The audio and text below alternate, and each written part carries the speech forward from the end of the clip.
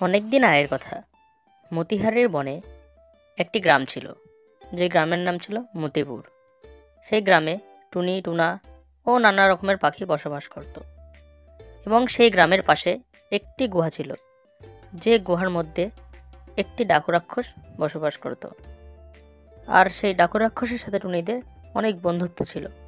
সেই ডাকু রাক্ষসকে টুনিরা রোজ অনেক অনেক খাবার দিয়ে আসতো, যাতে সে নানা ধরনের বিপদ থেকে টুনিদের গ্রামকে রক্ষা করে, আর যাতে টুনিরা শান্তিপূর্ণভাবে সেখানে বসবাস করতে পারে।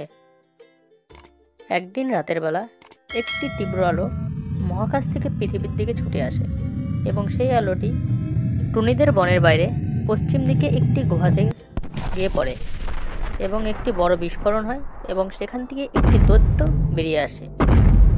সেই দৈত্যটির শরীর ছিল পাথর দিয়ে তৈরি, এবং সেই দৈত্যটি কিছুক্ষণ পরে গুহা থেকে বেরিয়ে আসে।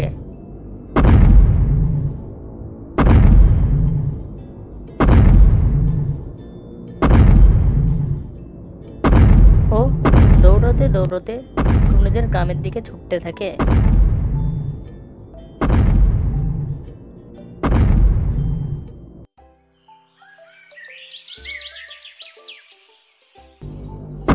সেই পাথর দৈত্যটি সকাল সকাল টুনিদের গ্রামে প্রবেশ করে এবং জাদু দিয়ে একটি পাথর তৈরি করে, যে পাথরটি টুনিদের গ্রামে যে ঘর ছিল সেই ঘরে আঘাত হানে। আর এদিকে টুনি ও তার ছেলে বল্টু ঘরের ভিতরে বসে বসে গল্প করে। ঠিক সেই সময় টুনিদের ঘর জোরে জোরে দুলতে শুরু করে, এবং টুনির ছেলে বল্টু তখন বলে, মা মা, আমাদের ঘর কাঁপছে কেন? আমার না অনেক ভয় লাগছে। কি জানি শোনা, ভূমিকম্প হচ্ছে মনে হয়, তাই ঘর এত জোরে জোরে দুলছে।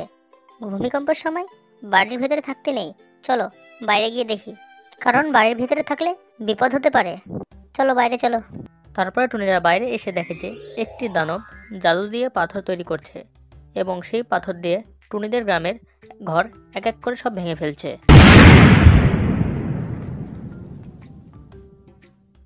আর এই ঘটনা দেখে টুনিরা অনেক ভয় পেয়ে যায়। ঠিক সেই সময় কালো কাক আসে এবং কাঁদতে কাঁদতে বলে যে, টুনি, এই বড় দানব আমার ঘর ভেঙে দিল, আমি এখন কোথায় থাকবো? তুমি বলো টুনি। হ্যাঁ কালু কাক, এই বিপদ কোথায় থেকে আসলো আমি কিছুই বুঝতে পারছি না।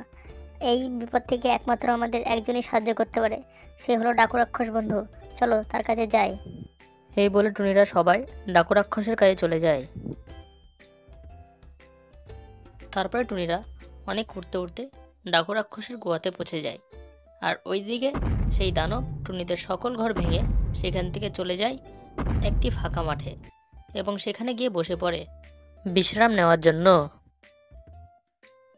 ডাকু রাক্ষসের গুহার ভেতরে গিয়ে টুনি ও কালো কাক অনেক কাঁদতে শুরু করে, এবং তাদের কান্না দেখে ডাকু রাক্ষস তাদের জিজ্ঞাসা করে যে, টুনি, কি হয়েছে?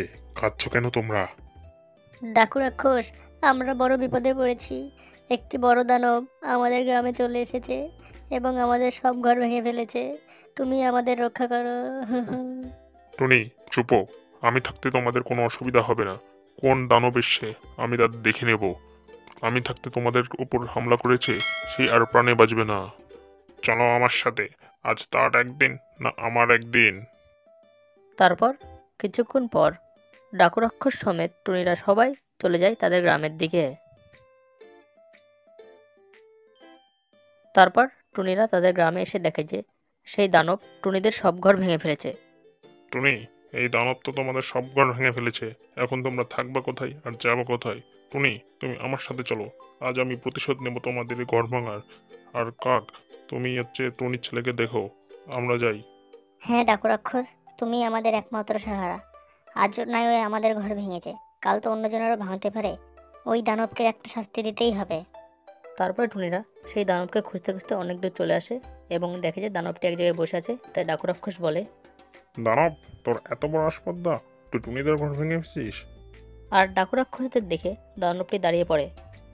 বাঁচতে চাইলে এই বন থেকে তুই চলে যা, তাহলে আমি তোকে ছেড়ে দেবো। কি? এই বন থেকে আমি যাবো না। আমি এই বন থেকে একটা উপায়ে যাবো। তুই আমাকে যুদ্ধে হারা। তারপরে ডাকু রাক্ষস ও সেই দানবের মধ্যে যুদ্ধ শুরু হয়। দানবটি তার জাদু দিয়ে একটি পাথর তৈরি করে এবং ডাকু রাক্ষসের দিকে ছুঁড়ে, এবং ডাকু রাক্ষস তার জাদু দিয়ে দানবটিকে পরাস্ত করে। দানবটি দেখেছে ডাকু রাক্ষস তার অস্ত্রকে পরাস্ত করেছে, তাই দানবটি রেগে তার মুখ থেকে আগুন বের করে। আর এইভাবে ডাকু রাক্ষস ও দানবের মধ্যে যুদ্ধ চলতেই থাকে। দানবটি দেখে যে ডাকু রাক্ষসকে সে কোনো মতেই আঘাত করতে পারছে না, তাই সে একের পর এক পাথর ছুঁড়ে এবং ডাকু রাক্ষস তা পরাস্ত করতেই থাকে। আর প্রত্যেকবার দানব তার রাগে তার মুখ থেকে আগুন বের করতেই থাকে। আর এইভাবে কিছুক্ষণ চলার পর দানবটি যখন ফের ডাকু রাক্ষসকে পাথর ছুঁড়ে এবং ডাকু রাক্ষস সেই পাথরকে প্রতিহত করে, ফলে প্রতিবারের মতো দানব রাগে তার মুখ থেকে আগুন বের করে, কারণ সে ডাকু রাক্ষসকে একটাও আঘাত হানতে পারেনি। আর ডাকু রাক্ষস সেই তার ব্রহ্মাস্ত্র সে দানবের দিকে ছুড়ে দেয়, যার ফলে দানবটি সেখানেই মরে পড়ে যায়। ডাকু রাক্ষস ও দানবের যুদ্ধের অনেক দিন পার হয়ে গেছে। তারপরে ডাকু রাক্ষস কিছুদিন পর টুনিদের সাথে দেখা করতে আসে এবং দেখে যে টুনিরা তাদের ঘর পুনরায় তৈরি করে নিয়েছে এবং টুনিরা সবাই ডাকু রাক্ষসকে অনেক ধন্যবাদ জানায় তাদের বাঁচানোর জন্য।